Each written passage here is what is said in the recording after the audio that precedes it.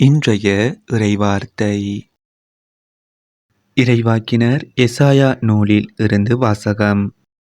இறைவனாகிய ஆண்டவர் கூறுகிறார், பேரொலி எழுப்பி கூப்பிடு, நிறுத்திவிடாதே. எக்காலம் முழங்குவது போல் உன் குரலை உயர்த்து. என் மக்களுக்கு அவர்களின் வன் செயல்களையும் யாக்கோபின் குடும்பத்தாருக்கு அவர்களின் பாவத்தையும் எடுத்துக் கூறு.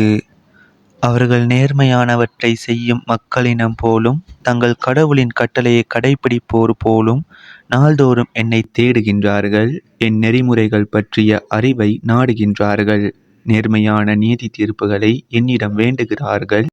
கடவுளை அணுகி வர விளைகின்றார்கள். நாங்கள் உண்ணா நோன்பிருந்த பொழுது நீர் எங்களை நோக்காதது ஏன்? நாங்கள் எங்களை தாழ்த்தி கொண்ட போது நீர் எங்களை கவனியாதது ஏன் என்கின்றார்கள். நீங்கள் நோன்பிருக்கும் நாளில் உங்கள் ஆதாயத்தையே நாடுகின்றீர்கள். உங்கள் வேலையாள்கள் அனைவரையும் ஒடுக்குகின்றீர்கள். இதோ, வழக்காடவும் வீண் சண்டையிடவும் கொடும் கையால் தாக்கவுமே நீங்கள் நோன்பிருக்கிறீர்கள். இன்று போல் நீங்கள் உண்ணா நோன்பிருந்தால் உங்கள் குரல் உன்னதத்தில் கேட்கப்படாது. ஒருவன் தன்னை ஒடுக்கிக் கொள்ளும் நாளையா நான் உண்ணா நோன்பின் நாளாக தெரிந்து கொள்வது? ஒருவன் நாணலை போல் தன் தலையை தாழ்த்தி சாக்கு உடையையும் சாம்பலையும் அணிந்து கொள்வதா எனக்கு ஏற்ற நோன்பு? இதையா நீங்கள் நோன்பு என்றும் ஆண்டவருக்கு உகந்த நாள் என்றும் அழைக்கின்றீர்கள்? கொடுமை தலைகளை அவிழ்ப்பதும் நுகத்தின் பிணையல்களை அறுப்பதும் ஒடுக்கப்பட்டோரை விடுதலை செய்து அனுப்புவதும் எவ்வகை நுகத்தையும் உடைப்பதும் அன்றோ நான் தேர்ந்து கொள்ளும் நோன்பு? பசித்தோருக்கு உங்கள் உணவை பகிர்ந்து கொடுப்பதும் தங்க இடமில்லா வறியோரை உங்கள் இல்லத்திற்கு அழைத்து வருவதும் உடையற்றோரை காணும் போது அவர்களுக்கு உடுக்க கொடுப்பதும் உங்கள் இனத்தாருக்கு உங்களை மறைத்து கொள்ளாதிருப்பதும் அன்றோ நான் விரும்பும் நோன்பு? அப்பொழுது உன் ஒளி விடியல் போல் எழும். விரைவில் உனக்கு நலமான வாழ்வு துளிர்க்கும். உன் நேர்மை உனக்கு முன் செல்லும். ஆண்டவரின் மாட்சி உனக்கு பின் சென்று காக்கும். அப்போது நீ ஆண்டவரை மன்றாடுவாய், அவர் உனக்கு பதிலளிப்பார்.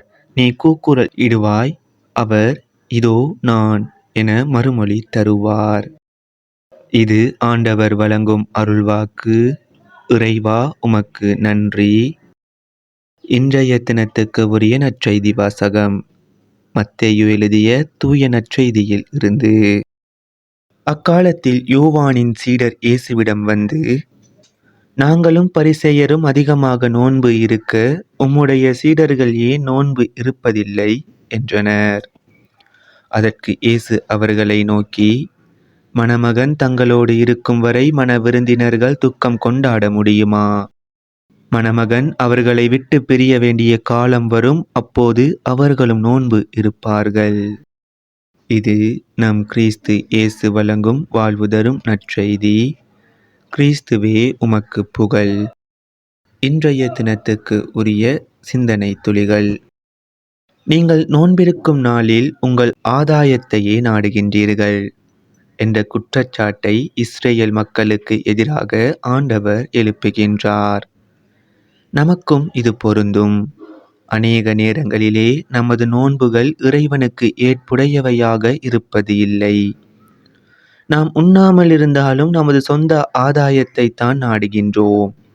ஒரு முறை ஒரு இளைஞன் எனக்கு கற்றுக் கொடுத்தான். உணவு மட்டும் உண்ணாமல் இருத்தல் நோன்பு அல்ல, அது பட்டினி கிடப்பது.